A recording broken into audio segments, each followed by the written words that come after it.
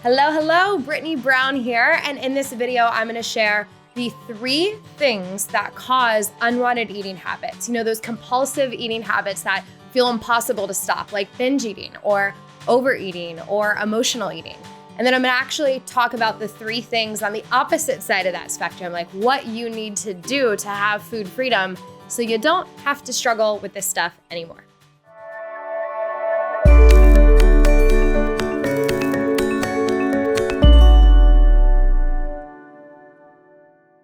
All right, so I'm Brittany Brown. Hey, just in case you don't know me, founder of Beating Binge Eating, founded this organization about 6-ish years ago, was a health coach prior to that, and overcame my own struggle with binge and emotional eating of 12 plus years and gaining the same weight over and over again. And I still remember what it feels like the morning after a binge and that bloated, groggy, guilty feeling, and feeling like you kind of have to make up for your eating session and try to get back on track only to fall off track.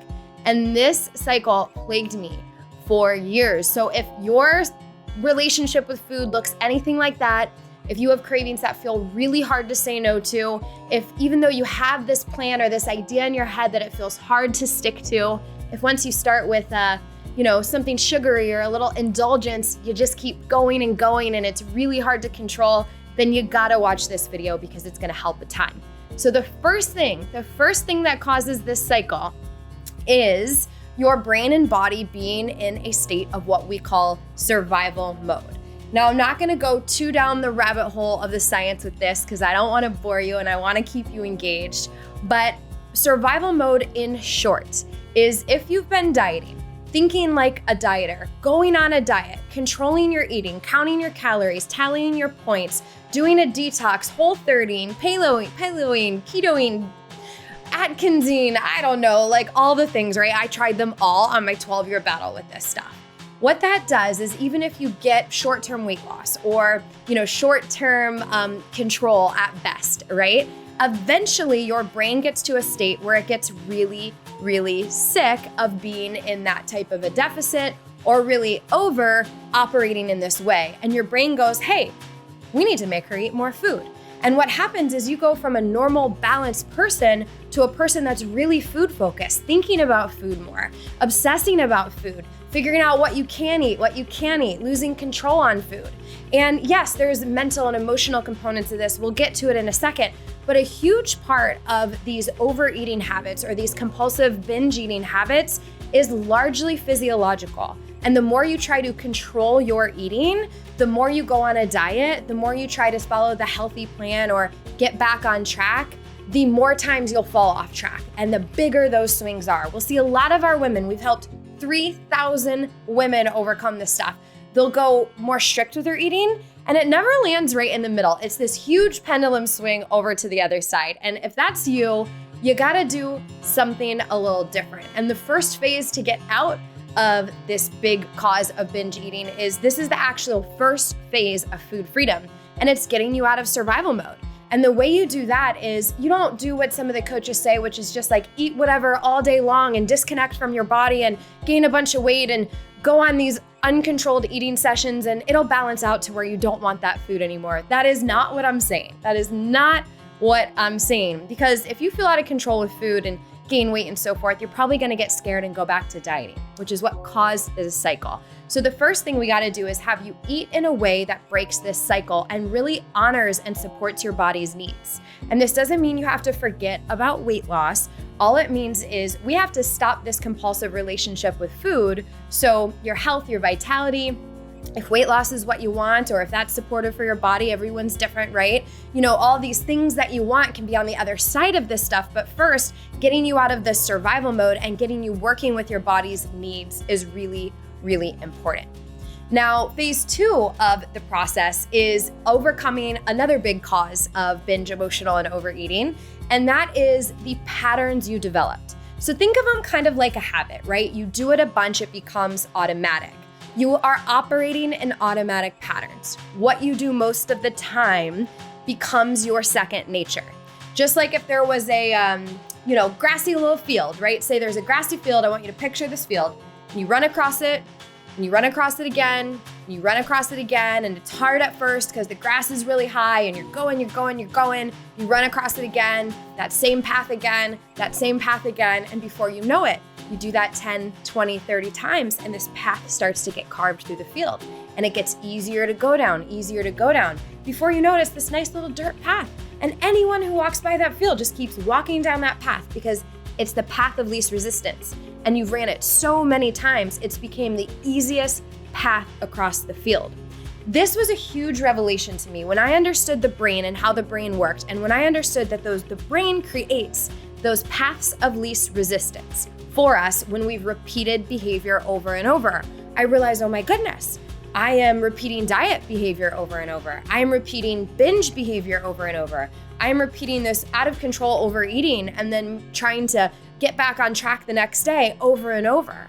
I am repeating these debilitating thoughts about my body over and over and over. And when I looked at that and discovered like, hey, it's not me that's broken. I've just been operating in a way that's kind of screwed with my physiology a little, like we just mentioned in phase 1. And then because of that, I've been acting in a way with my food that's become this automatic pattern. And even though this feels like who I am, it's not the real me. It's just this patterned habitual behavior. And just like I was able to create this pattern that doesn't work for me, I can run a new path and create a new pattern, right? And go on that new path over and over again. And the more I do that, even if it's gonna be a little hard because, hey, change is difficult, I'm not gonna sugarcoat it, it takes some work. But the more I do that, the easier this will get and the more second nature this will get. So the big thing that causes binge eating, right, is the physiology, and then it's the patterns that get created from repetitively doing the same thing. And a huge part about breaking free is breaking those patterns while simultaneously honoring your body so you don't go back in that survival mode that causes all the cravings. And if you're watching this and you're not quite sure if you're in survival mode, I'm gonna give you a couple things to be able to tell if you are. So tally these off with me, I'll give you 5. 1, you're thinking about food a lot? Let me know in the comments. 2, you have cravings or urges to eat that feel really hard to say no to. 3, there's a on track, off track, kind of this idea of like, once I blew it, I better keep going, or I'll start back over tomorrow. There's this like going and going that sometimes happens, right? 4, there are, you never feel satisfied. Like you can, but it takes a large quantity, a really large quantity to feel satisfied.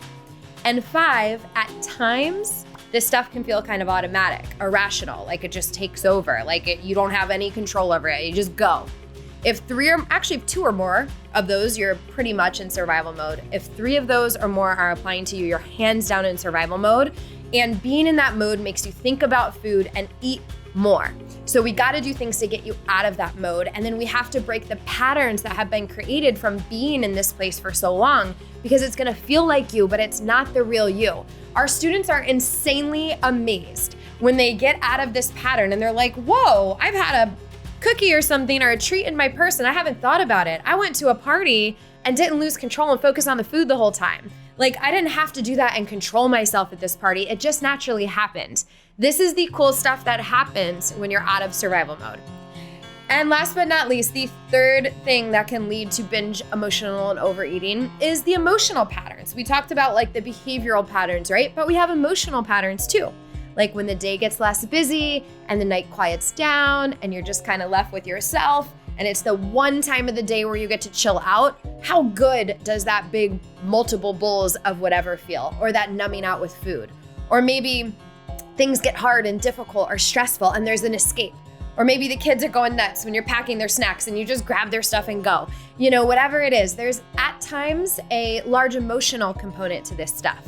And you don't have to heal all the emotional stuff perfectly to stop binge eating. But the cool thing is you can learn how to be with those things that happen and break the pattern in your brain that's driving you to go to food. So just like we gave that path analogy, right? Let's say stress and alone time at the end of the day equals binging. That is a path you've walked numerous times, and we can break this path. So there you have it. the 3 phases of getting out of this stuff. Getting out of that physiological survival mode, AKA letting go of the control, the restriction, and the dieting in a way that has you not lose control with food and connecting to and honoring your body. 2, breaking the patterns that cause you to binge behaviorally. 3, doing some of the emotional work and moving through the things that are leading you to food and breaking those patterns for when those things come up, you can be with them and get through them instead of going to food. And I know that as informative as this is, sometimes this can be like, how can I do this on my own? And I just wanted to let you know, we are absolutely here for you no matter what. On my team, we have myself, we have a whole team, but the people available to speak to you are myself, or our coaching director of coaching, and all around amazing woman, Stell. She's been with us for 6 years, and we are here to support you. All you have to do to get a personalized path to freedom, and we can see what's causing your struggle and really outline that so you can break free and show you the path based on your specific struggle and give you clarity. And there's a cattail. And on this call, you're gonna leave this call feeling so understood and so supported. And I want to invite you to have a call with either me or Stella, our director of coaching, now. So all you have to do to book that call is, 1, you gotta like cats, because if you're not a cat or animal lover, you're not gonna fit in around here. Just kidding, at least an animal lover. I know cats are a little iffy for some people. I'm obsessed. But 1, animal lover. 2, click the link below this video and book a call. We'd be so excited to speak with you. You'll get so much clarity. You'll leave feeling so supported. Me and Stell have been through it. We've coached women together. We 100% got you. You do not have to do this on your own, and we'll show you how to break those patterns and get to a beautiful life of food freedom. So click the link just below this video. I hope you found this video helpful and insightful. And if you liked this, give it a thumbs up. Let me know what you thought. I would love to know if you want more videos like this. All right, talk to you soon.